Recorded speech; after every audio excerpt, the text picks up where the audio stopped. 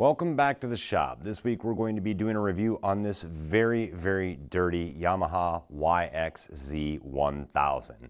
There's a few more letters that get sprinkled in there, but I won't bother to spout them all off. They basically refer to the transmission, which we will get into. First, let me start by saying I do apologize for the lack of videos over the past couple of weeks. This time of year is really, really busy for me at work, and obviously I fit these in as I have time. But no excuses. Hopefully they'll start coming back on a regular basis. We've got some exciting projects taking place here in the shop that we'll show you soon. This vehicle here, obviously there will be more coverage of that. I still have to do a review on the Focus RS. I have an update coming on the Chevy Colorado 2.8 Duramax. I also have a ADV motorcycle buying guide that I'm going to be putting together because one of the questions that I get asked probably the most is which motorcycle to buy. So we'll get to all of that, the GPS series and more as I have time. But again, today we're going to be focusing on this muddy four-wheeled machine right here. Okay, so let's get started. This review is going to be from a little bit different perspective, so bear with me. I know a lot of people that buy this machine are probably doing dunes or they're doing trail riding. I actually wound up with this machine here for a very specific intended purpose, and that is essentially rallycross and hopefully at some point in time even stage rally. This is something that I've been interested in for a very, very long time. I've been wanting to do. I almost bought a used Subaru last year to go and do the rallycross events that are local to me. However, after looking into the car options, and I even did for a moment consider caging the RS, which is a bit extreme, and ultimately I just could not come to terms with that much money being on the line in a situation like that, and it's just too nice of a street car to do that. So that caused me to start looking for another car to do rallycross or stage rally. As I looked into that, the idea of a UTV never even occurred to me until I found out that Yamaha had released this particular machine right here. And the most interesting feature and the reason why I wound up with it was the transmission.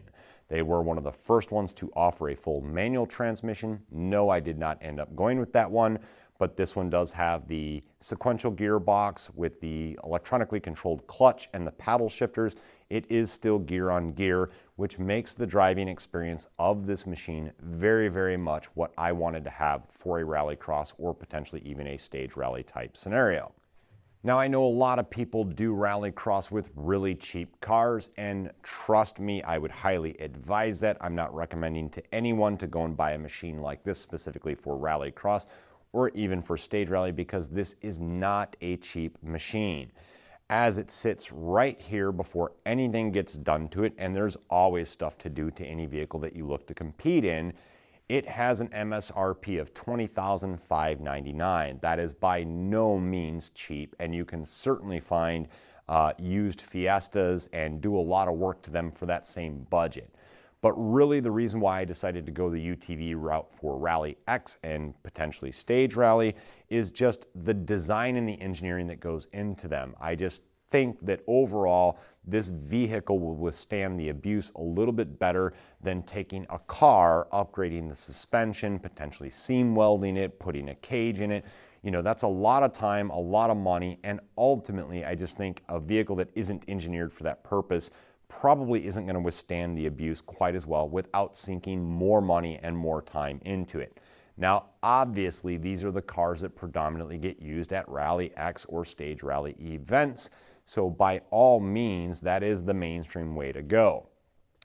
The reason that I wound up with this UTV as opposed to a car for these two purposes is really around the expanded use that I get out of a UTV. So GNCC now has UTV classes. You can do desert racing with the UTV. It really just struck me as a platform, and I will call it that because as all race vehicles are, they are never ready to go. They are always a platform, and you build on top of them. But this one as a platform has a lot of the fundamental components, and I think a lot of the components will hold up for a significantly reasonable amount of time as progression occurs and advancement occurs in terms of the driving. So for example, the Fox shocks that are on here, just the tube frame design of these, the suspension travel, all those, the durability of the wheels, the bead locks, these are all things that I just think are going to make this machine an ideal machine for the purposes that I intend to use it for. Let me start with first impressions. The very first time I took this vehicle out, it is a thrill to drive. This thing is really intoxicating. The gearbox just makes all the difference in the world. I've had a UTV in the past. If you haven't seen it, I'll put a link to the video up there. That one was a lot of fun. It was a John Deere Gator RSX850. And it had the CVT transmission. It was a plenty powerful machine, obviously not on par with Razors or things like that, but at the time we used it as a dual purpose utility and fun vehicle. This one is not intended for any utility purposes. We won't be using it around the property for anything. It is 100% just a recreational vehicle and meant for ultimately competition use.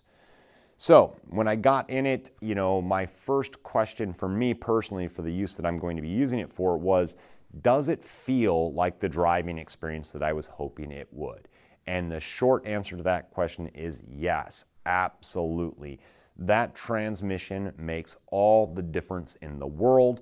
This engine is extremely powerful. Now bear in mind that I'm not even getting into full throttle yet because it is still in its break-in period. But even at, you know, 5,000, 6,000 RPMs, you can tell this thing is not lacking in power at all. I know there are more powerful machines, but again, for what I'm looking to do with it, this has more than enough for my needs.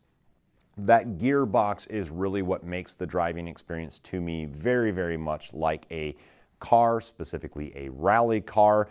Obviously with the clutch and the sequential shifter on the column or on the center console, it would be even more so like that. I was just a little concerned that getting into this, that might be a lot to take on all at once.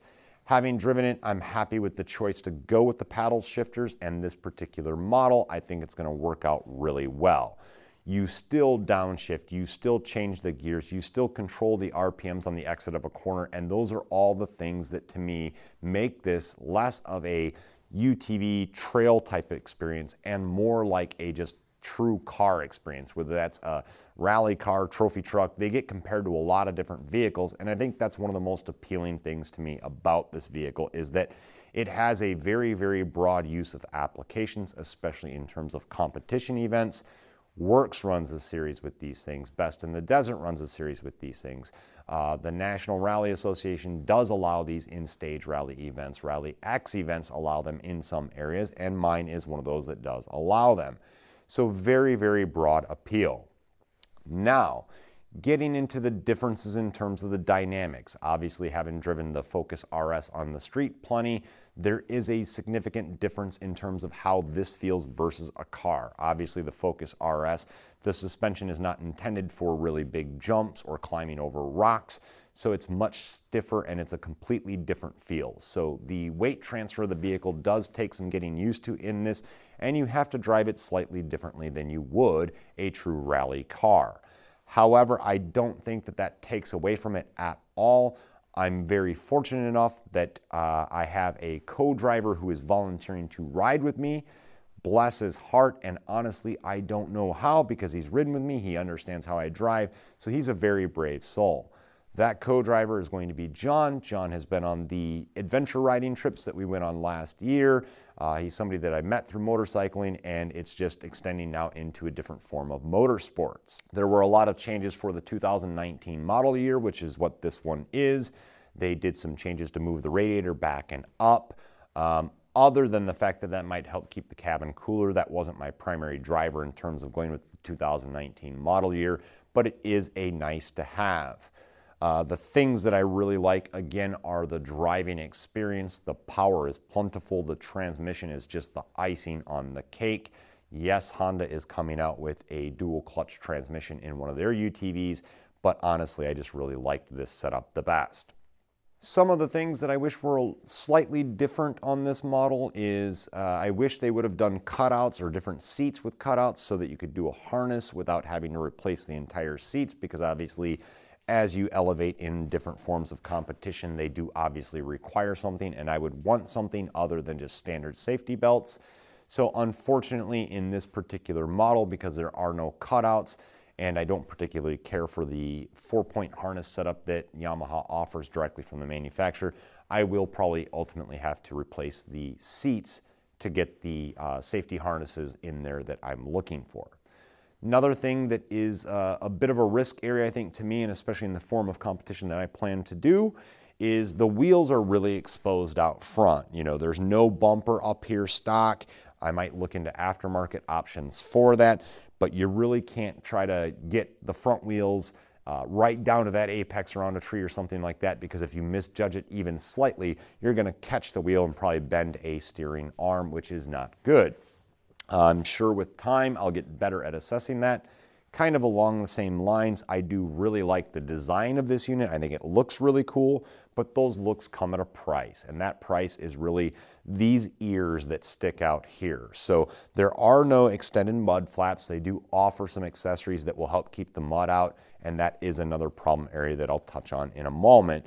But these wings basically stick out almost further than anything else on the vehicle. So if you're going around a tree and that tree is kind of hanging in and you're again trying to cut that apex really tight, you do run the risk of clipping one of these little wings that stick out here, and it sticks out further than the roll cage or anything else. So you could clip one of those and potentially break it off. But again, it is a vehicle intended for competition use. So if those types of things happen, we will obviously just repair them. Moving into the interior, because as I spoke about, it does not have the extended mud flaps from the manufacturer, and this thing flings mud absolutely everywhere. The little bit I've been running it, it is all over the interior. So something to help cut that down would be helpful. I might try the aftermarket accessories that Yamaha offers that extends them a little bit, see if that helps to cut it down, especially since ultimately the goal would be to do a stage rally in this vehicle. And in that situation, it wouldn't be dirt, but rather rocks and gravel, which obviously would hurt. So we will figure something out for there. As far as the interior goes, I find it extremely comfortable. It's a good driving position. I, again, really like the paddle shifters. There are a few times, though, because they are fixed mounted, where if you're coming out of a corner and you're starting to loosen up the steering angle, you know, it is a little bit difficult, but I think that's only an issue at the moment because, again, I'm trying to keep it lower in the RPMs for the purposes of the break-in period. After you're able to accelerate, I think you'll have the steering angle unwound a little bit more before you're trying to catch that gear. So I expect that that problem will start to dissipate as the break-in period is over on this. Again, very limited driving time in this vehicle, but the first thing that I will call out again in relation to a car is the brake pedal feel. Now, these brakes are plenty powerful. They will get this vehicle stopped in a hurry. The 2019 model year also upgraded to stainless steel lines and bigger brakes all the way around. So I'm fully confident in the braking force. However, the pedal feel is not what you would be used to coming from a car. It does have that UTV feel to it. It's pretty common in the industry and in this type of vehicle, so it's not a flaw per se. It's just something that, again, because I'm trying to use this for a little bit different purpose, I would like for that pedal feel, the initial pedal feel, to be a little bit firmer. But again, I'll adapt the driving style to it, so it's not going to be a showstopper. All in all, I think this is an extremely well-rounded package. I have high hopes for it in terms of the use that I'm going to be using it for, and I'll keep you guys posted. Those Rally X events, they run about 6 rounds at the local track, so I'll be going to those, and just depending on the progression of my skill level, my co-driver, and also the safety equipment and the expenses related with that, we'll see, but hopefully we might even be able to squeeze in a single stage rally event before the end of the 2019 season. If not, it's certainly in the plans for 2020, so stay tuned. As always, if you liked this video, be sure to give it a great big thumbs up. If you haven't already, be sure to click that subscribe button. And for all you motorcycle guys out there, don't worry, this channel is still going to be featuring plenty of motorcycle action. It's just the winter time here in the Midwest, so vehicles like this will get more use than the motorcycle until the weather breaks again, and then look forward to a combination and a mix of both forms of riding. We're still anxiously anticipating the KTM 790. We'll be going to the International Motorcycle Show in the Chicago area, so we'll be bringing you some coverage as we attend that event, and specifically get a first-hand look at that KTM 790, so stay tuned for that as well.